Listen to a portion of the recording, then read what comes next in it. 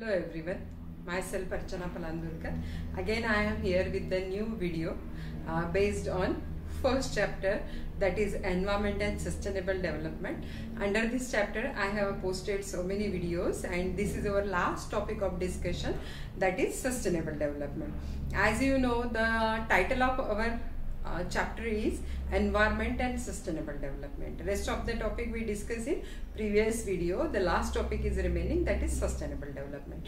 Now sustainable development, before explaining sustainable development, basically we should know the condition of our nation. Means India के बारे में हमको पता होना चाहिए कि why we are focusing on the sustainable development, क्यों उसको इतना importance हम दे रहे हैं.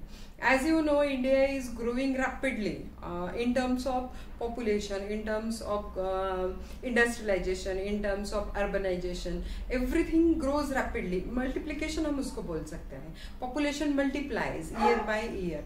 So this growth and multiplication in population leads in more and more requirement. Means for example, a family of 4 persons require 10 kgs of grain a month. ठीक है, wheat हो सकता है या राइस हो सकता है, कोई भी whatever. तो 10 kgs of rice in a month. But if that family multiplies and the members are 8 members now, so when the 10 kgs rice is sufficient for a month for 4 people, it multiplies. For the 8 member, it required 20 kg. The land is same. ठीक है, land बढ़ेगा ये सालों में नहीं. Agriculture land उतनी है, या बोल सकते हैं it reduce. Agriculture land reduce because we are consuming agricultural land for the commercial purposes. So agricultural land reduce, the farmer reduce, but the number of requirement increases. Okay, and that's why we are going to focus on sustainable development, because nowadays it is need to study the sustainable development. In 1972 the UNESCO World Conference was held and India is the part of that conference. Total 176 countries signed at that time, and the most common agenda of that conference is sustainable development. वहाँ से ये word आया है sustainable development, because उस वक्त तक ये पता चल गया था कि there is a need of sustainable consumption, there is a need of sustainable development. और 1972 से ये word जो है वो officially हम उसको बोलेंगे popular हो गया है. And again the Earth Summit जिसको हम बोलते हैं, जो ग्लोबली फेमस एनवायरमेंटल अर्थ समिट जो है 1992 में हुआ था. एट दैट टाइम ये 20 सालों में उन्होंने जो स्टडी किया, किन लोगों ने, the expert related with sustainable development implementation, all those things. So उनके ध्यान में एक आया है कि sustainable development can not be possible without an education. ठीक है, मैंने 10 बार बोल दिया sustainable development, but you don't have any idea about it. क्या मतलब है इस शब्द का, इसको कैसे इम्प्लीमेंट करेंगे, यही पता नहीं, तब तक उस चीज को हम इम्प्लीमेंट नहीं कर पाएंगे.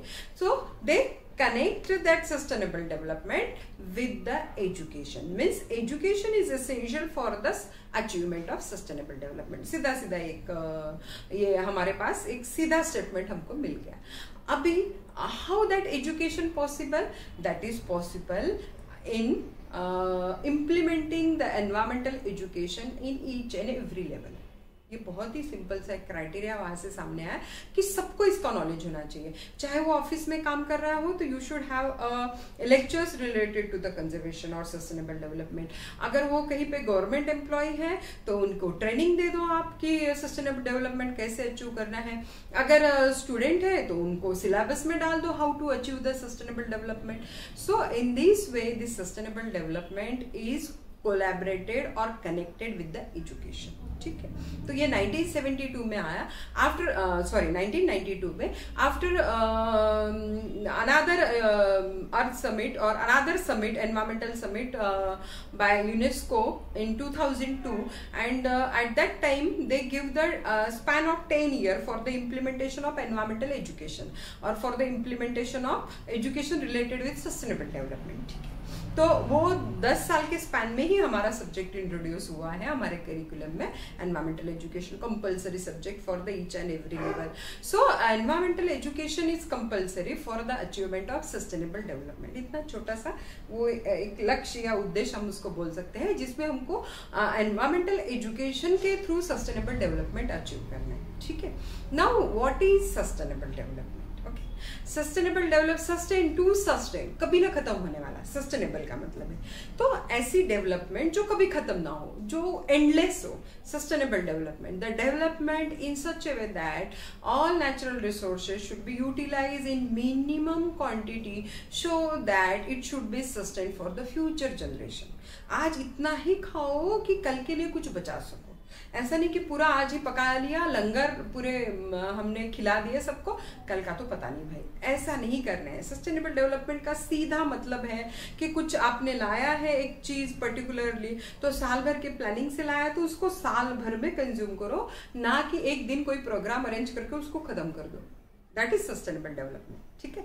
सो sustainable development means utilization of natural resources, any kind of natural resources. You can take the example of water, you can take the example of wood, you can take the example of forest, you can take the example of soil. Consume in such way that it should be sustain for the future. For example soil हम लेंगे.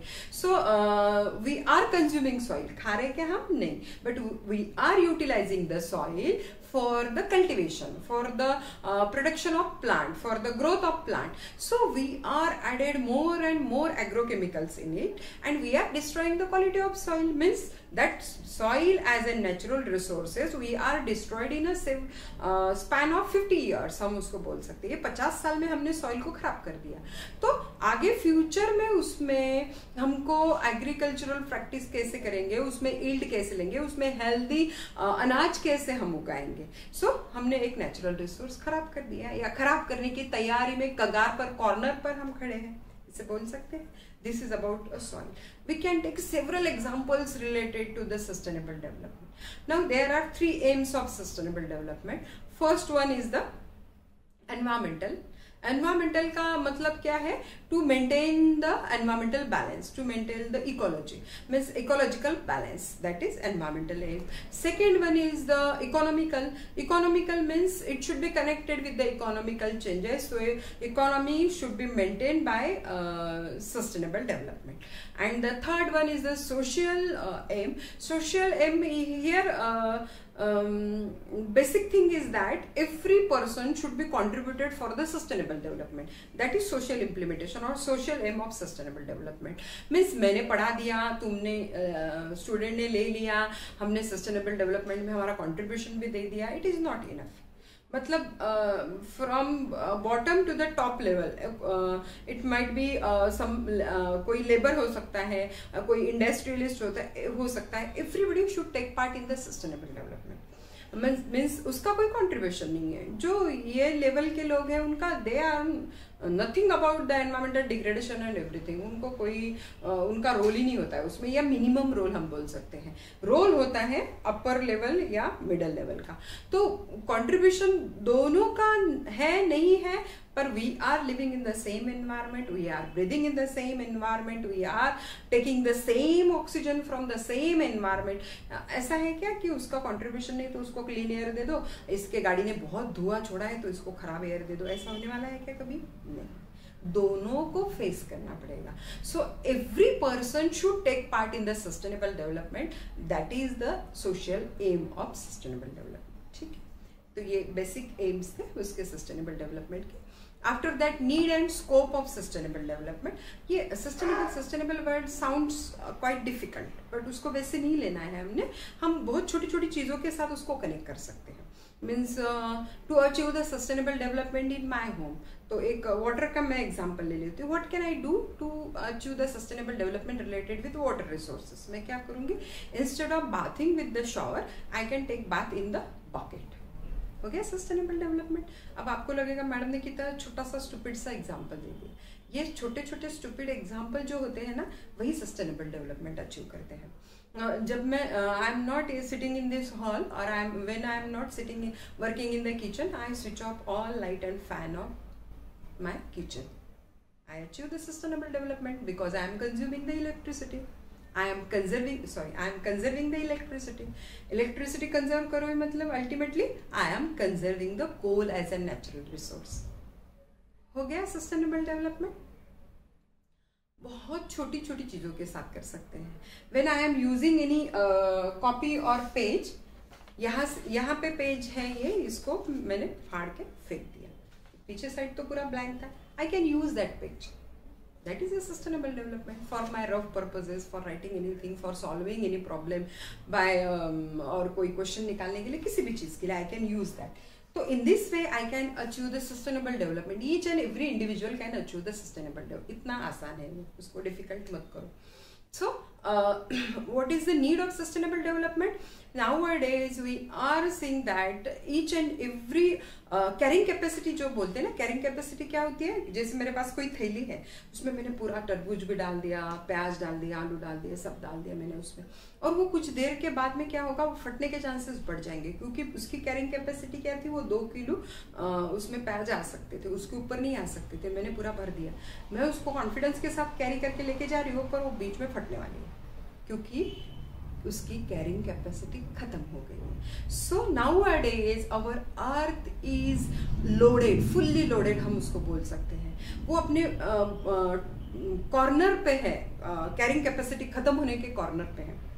Mahatma Gandhi has given a one statement, nature can fulfills the each and every man's need but cannot a single man's greed.